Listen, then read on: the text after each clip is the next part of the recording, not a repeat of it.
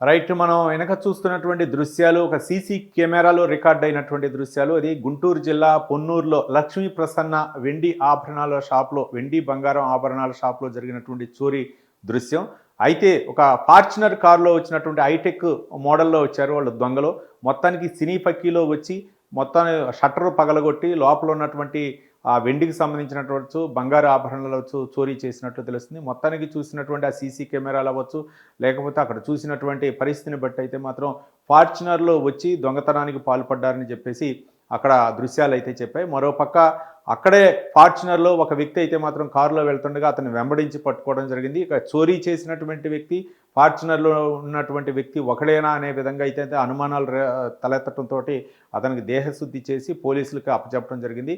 మొత్తానికి ఈ యొక్క హైటెక్ లెవెల్‌లో జరిగినటువంటి ఈ దొంగతనం అయితే మాత్రం అక్కడ పోలీసులకి ఒక సవాలుగా మారింది. అంటే దొంగలు కూడా వాళ్ళ యొక్క ట్రెండ్ మార్చుకొని ఒక ఫార్చునర్ గారు ఖరీదైనటువంటి కారులో రావటం, లేకపోతే అక్కడ పార్క్ చేయటం. అంటే ఇంత ఖరీదైనటువంటి కారులో వచ్చారు కాబట్టి దొంగతనానికి కాదు అనుకునే విధంగా ఉండే విధంగా కూడా వాళ్ళు వ్యవహరించారా అనే విధంగా వాళ్ళు ఉంటుంది. మరొక రకరకాలుగా కార్లపై పోలీస్ అని రాయించడం, లేకపోతే మరో పక్క డాక్టర్ అని రాయటం, లేకపోతే ప్రెస్ అని రాయటం, ఇట్లా రకరకాల కార్లను వినియోగించుకొని వాళ్ళైతే మాత్రం దొంగతనాలకు పాల్పడుతున్నట్లు తెలుస్తుంది. ఈ సినీ పక్కీలో పొన్నూరులో జరిగినటువంటి ఈ ఘటన అయితే మాత్రం పోలీసులు ఆ సీసీ ఫుటేజ్ల ఆధారంగా అయితే మాత్రం కేసును అన్వేషిస్తున్నారు. మరో పక్క నిందితుని అయితే పట్టుకుంటాం. అయితే ఫార్చునర్లో ఒక వ్యక్తి పోతుంటే అతన్ని పట్టుకున్న ఆ వ్యక్తి అలాగే దొంగతనానికి పాల్పడినటువంటి వ్యక్తి ఒకటేనా అని చెప్పేసి నిర్ధారించుకున్న తర్వాత కేసు అయితే మాత్రం ఫైల్ చేస్తామని చెప్పడం జరిగింది. మొత్తానికి సీసీ ఫుటేజ్ కూడా చాలా ఇప్పుడు రోజు ఉపయోగకరంగా ఉంటున్నాయని చెప్పేసి పోలీసులు అయితే చెప్తున్నారు. ప్రతి షాప్లో కూడా సీసీ ఫుటేజ్లు అయితే పెట్టుకుంటున్నారు.